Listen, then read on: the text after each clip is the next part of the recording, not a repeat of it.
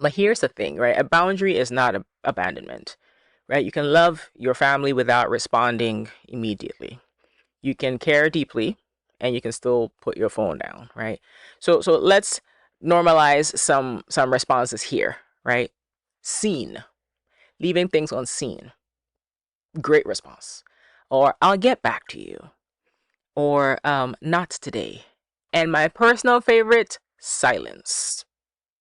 Silence, because sometimes silence is self-care. Believe it or not, silence can be self-care, okay?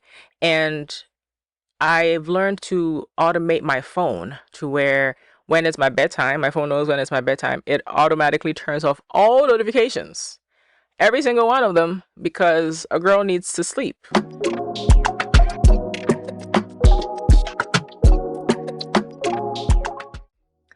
Welcome back to Between Two Worlds with Dr. Phoebe. Now, today I'm going to be talking about one of the most powerful forces in the immigrant family universe. Not guilt, not expectations. I'm talking about the family group chat. You know the one that has like 37 people in it, right? Nobody knows who created it.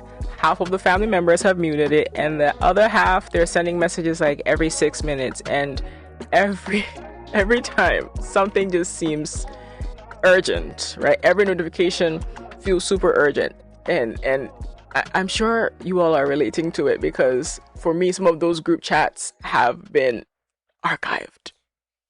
Yes, I just let out the secret. Yes, some of those group chats have been archived because they get very, very overwhelming for me. But let's talk about it. Family group chats are fascinating, right? 1 minute, you know, Nee is saying, "Oh, hey, I have a prayer request. I have a job interview that's coming up, and can we pray about it?"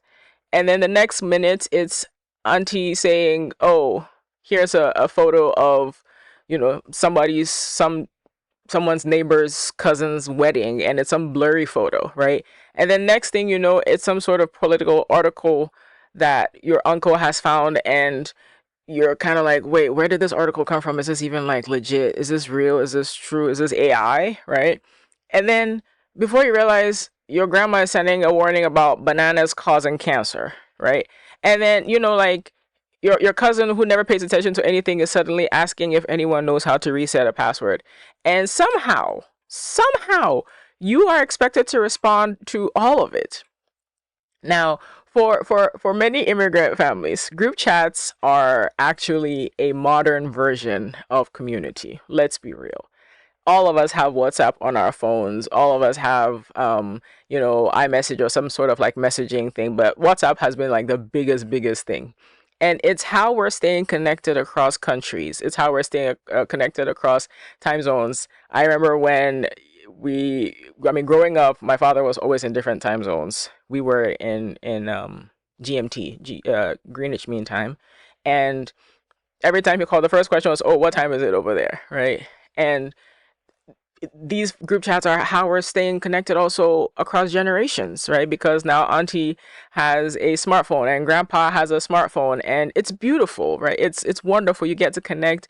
You're doing the video calls, the FaceTimes, all of the things, and it's such a wonderful thing. It's such a beautiful thing. But also there is a downside. Let's be honest. There is a downside to all of this. It is the expectation of constant availability. Many adult children start to feel like they're always on call, right? Every vibration creates some sort of anticipation and some anxiety. Oh my goodness, what does someone need right now? Or who needs help? Who has gotten sick? Who's at the hospital? What's wrong? And over time, this creates a low level state of anxiety. I'll give an example of how this anxiety showed up for me.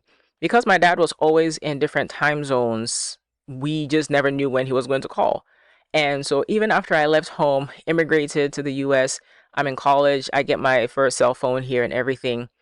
I had a habit of going to sleep with my phone on my bed so that I would feel it vibrating, right? Because I wasn't sure when else I would be able to talk to my dad. And sometimes he was at the port for my dad was a is a retired marine engineer, so he sailed on ships. And at sometimes it was just, you know, maybe an hour at the port, and so I wouldn't get to talk to him for weeks after that. And I remember he would get so upset and just so irritated because if I didn't answer the phone, that means he doesn't get to talk to me either for weeks and sometimes even months, right? And our brains aren't designed to be available to dozens of people at all times, right? When we're constantly monitoring our messages, we never actually fully relax, right? We're emotionally activated all the time, right? And so that's why some of us feel stressed simply by seeing a notification badge. And I lived with that for a while to where my phone had to be on my bed. And gradually, I had to start putting my phone away and away and away. I mean, right now, it's not too far away. It stays on the charger on my nightstand while I sleep. But, you know what I'm saying? Like, sometimes I wish I could just turn it off, right? Because it feels like everybody needs something at every time. And thank heavens for the do not disturb feature, right? Because the phone becomes some sort of like pocket-sized emergency room, right?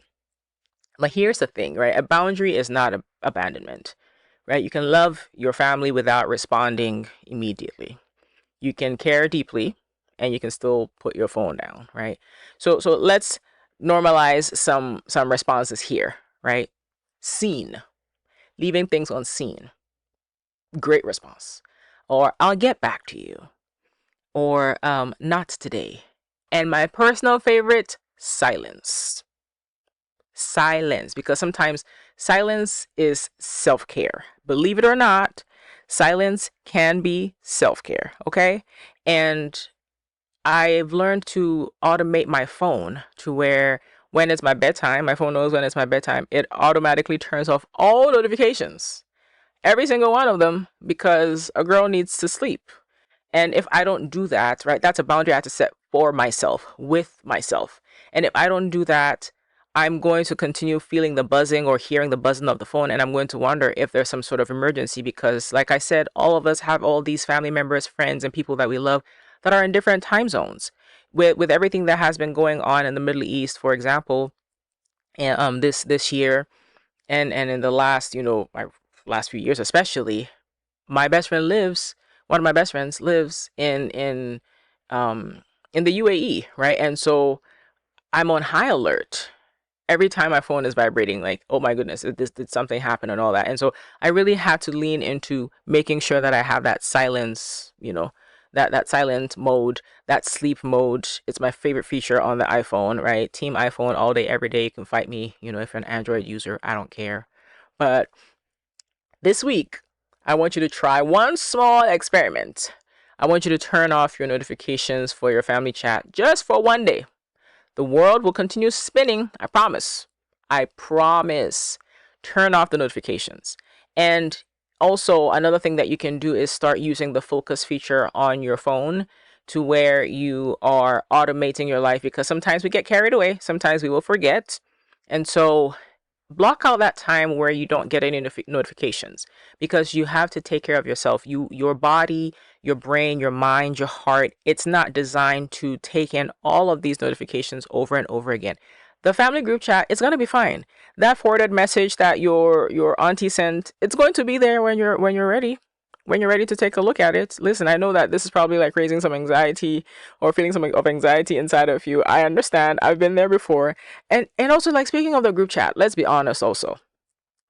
All of those forwarded messages are the very bane of my existence. I cannot stand those forwarded messages. I cannot. The little gifts and the send this to 10 people on your contact list. How are we still doing that in today's day and age, in the good Lord's 2026? Why?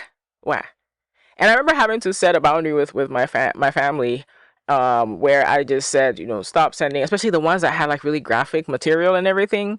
I just told them, like, I don't need to see this to believe that this has happened to somebody or this happened to so and so. Do not send it to me. And my parents have been very respectful of that. I mean, my dad, every now and then, he'll still send those forwarded, YouTube videos or whatever. I mean, which, make sure you forward this to your family members too. Forward this on YouTube. This is the YouTube video they need to see, or this is the audio they need to hear, okay? But I had to tell them, like, stop sending them because I'm not gonna read them. And so I actually haven't been receiving any of those messages. Ooh, it's been a hot minute since I saw one of those. So I think it's worked. So that's actually what happens when you actually speak up and you say what you're needing.